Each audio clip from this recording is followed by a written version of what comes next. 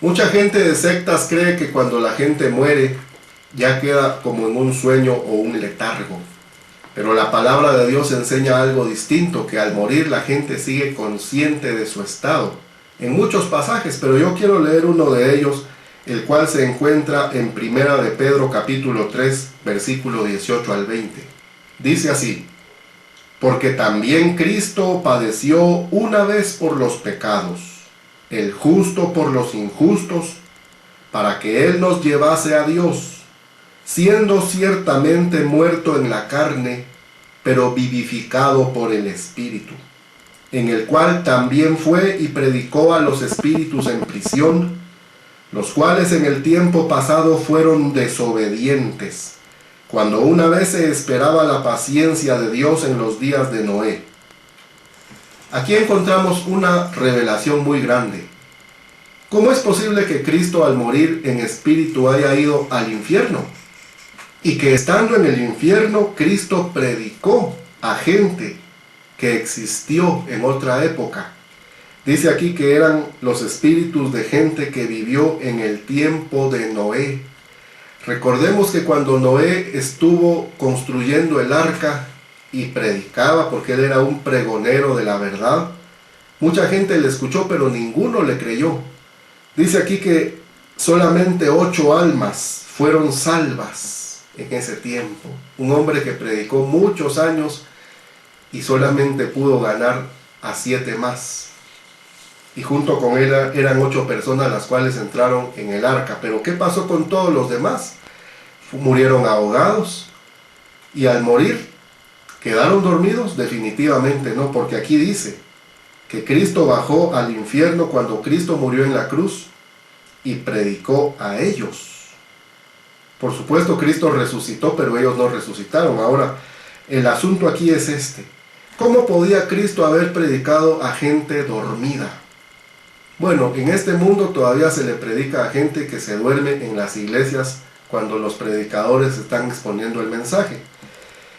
Pero es gente viva. Ahora bien, en el tiempo que Cristo bajó al infierno, dice que había espíritus en prisión, y estos espíritus eran los de esa gente que fue desobediente, cuando en los días de Noé Dios tuvo paciencia y ninguno de ellos de todas formas quiso arrepentirse de sus pecados para ser salvo del juicio.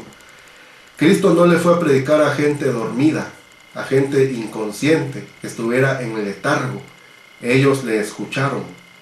Esto prueba claramente que al morir el alma sigue consciente. El alma sigue con sus sentidos alertas y en plena conciencia de su estado. ¿Pero qué tiene que ver esto con el espiritismo? Pues únicamente estamos aclarando que aunque el alma sigue consciente, de todas formas no puede comunicarse con los vivos, no puede volver a hablar con los que están en la tierra. Entonces, ¿realmente son espíritus de gente muerta aquellos que aparecen en las invocaciones espiritistas? Tenemos que decir claramente lo que la palabra de Dios enseña.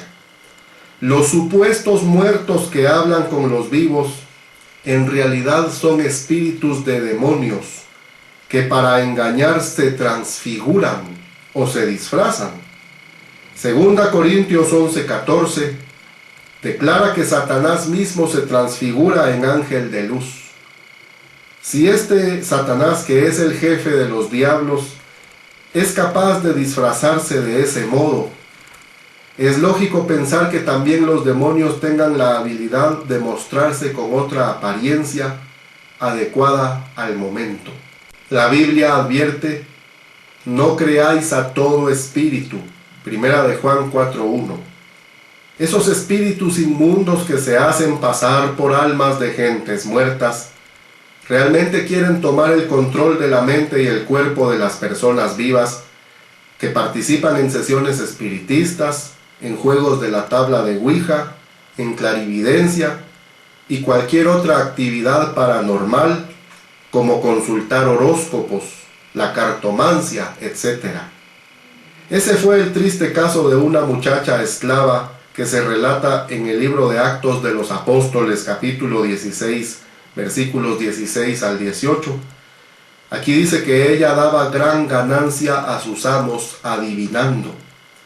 Ella pretendía que estaba hablando por Dios, como muchos mentalistas y adivinos del tiempo moderno aducen, pero en realidad el que se manifiesta en ellos es un pitón o espíritu de adivinaciones. Gracias a Dios, el poder del Señor Jesucristo por medio del apóstol Pablo hizo libre a esa muchacha del yugo demoníaco que la tenía poseída. Es curioso mencionar acerca de dos teólogos que practicaban el espiritismo. Increíble. Aún pretendiendo ser cristianos, esos dos teólogos fueron miembros de una secta llamada el Gremio Fantasmal. Y este se ocupaba de establecer contacto con gente muerta, es decir, espiritistas. Pero es aún más increíble cómo muchos líderes evangélicos de este tiempo presente, aún teniendo conocimiento de la devoción malvada de esos dos teólogos, todavía se atrevan a rendirles honores por su escolaridad y sabiduría. Me refiero a Westcott y Hort. Estas fotos que usted está viendo ahora en su pantalla. Ellos fueron dos hombres usados por Satanás para corromper la pureza de las Escrituras. ¿Por qué digo esto? Westcott y Hort fueron dos eruditos ingleses que pretendieron corregir la palabra inspirada de Dios, y ellos produjeron su propio texto griego del Nuevo Testamento. Este texto griego abunda de enmiendas, cambios y tachaduras. Adrede atacan la deidad de Jesús, la expiación por la sangre de Cristo, el nacimiento virginal del Hijo de Dios y otras doctrinas cardinales de la fe cristiana. Pero, ¿qué otra cosa podía esperarse de dos hombres que eran aficionados al espiritismo? Esto que estoy mencionando es algo lamentable. Pero tomando como base el desfigurado texto griego de Westcott y Hort, estos dos teólogos aficionados al espiritismo, el cual está lleno de errores. No obstante, se ha producido y difundido ampliamente muchas versiones modernas de la Biblia que han usado este texto griego de estos dos hombres teólogos aficionados al espiritismo. Entre estas Biblias del tiempo moderno se halla la Reina Valera 1960, la Nueva Versión Internacional, la versión del Nuevo Mundo de los Testigos contra Jehová y otras Biblias de lenguaje actualizado. Todo esto está bien documentado y puede comprobarse.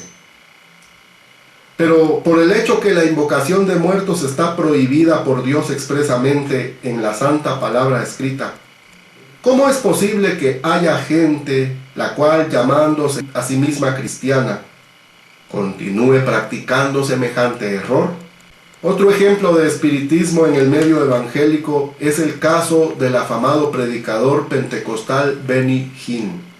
Este predicador ha declarado que al estar frente a la tumba de otra predicadora que murió hace muchos años, cuyo nombre era Amy Semple McPherson, Benny Hinn dice que supuestamente recibió unción de los huesos de esa predicadora metida en esa tumba. De hecho, el ambiente religioso pentecostal está plagado por gente que practica un llamado espiritismo cristiano, entre comillas. Algunos de ellos testifican haber salido de su cuerpo físico para visitar supuestamente en espíritu el cielo y el infierno, y dicen que han hablado con almas de muertos.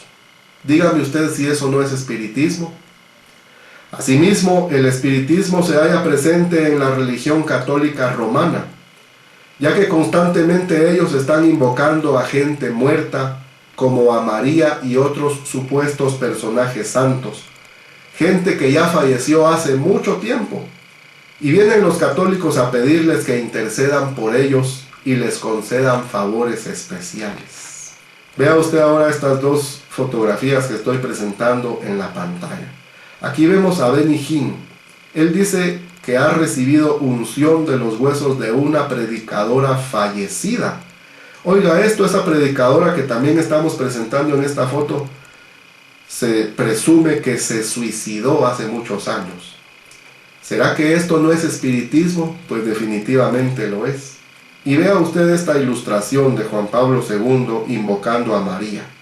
pero María realmente está muerta. Además, esa imagen no es de María, porque en el tiempo de María no había fotos y nadie puede decir que a ciencia cierta así era María. Pero todo esto es espiritismo. Es terrible conocer la verdad, pero es más terrible todavía negarse a aceptar la verdad. Tú que nos estás viendo, te decimos, abre los ojos a la realidad. La Escritura ha demostrado claramente que es imposible a los muertos comunicarse con los vivos. Y también nos enseña que es un grave pecado a los ojos de Dios la práctica del espiritismo. Te invito a que no sigas creyendo ninguna de esas falsas enseñanzas, pues el destino eterno de tu alma está en juego. ¿Qué debes hacer para ser salvo? En Actos 16:31 Dios dice, cree en el Señor Jesucristo y serás salvo. El que en Él cree no es condenado, mas el que no cree ya es condenado, porque no ha creído en el nombre del unigénito Hijo de Dios. Juan 3:18. ¿Cuál será tu decisión? El Espíritu Santo de Jesús te está llamando para que aceptes a Cristo Jesús ahora y debes tomar una decisión ya. ¿Cómo puedes recibir a Cristo? Con un corazón arrepentido, la Biblia dice que puedes venir a invocar el nombre del Señor, a poner tu fe en la sangre que Cristo derramó en la cruz y a recibirla en tu corazón. Romanos 10, 9 y 10 dice que si confesares con tu boca al Señor Jesús y creyeres en tu corazón que Dios le resucitó de los muertos, serás salvo. Porque con el corazón se cree para justicia y con la boca se hace confesión para salvación. Espero que tomes esta decisión ahora mismo. Por favor, escríbenos, nuestra dirección está en la pantalla. Por ahora solamente puedo decirte, Dios te bendiga.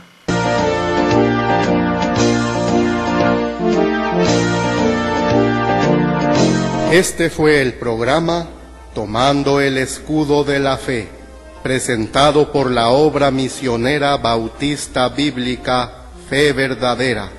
Escríbanos a nuestro correo electrónico feverdadera@hotmail.com.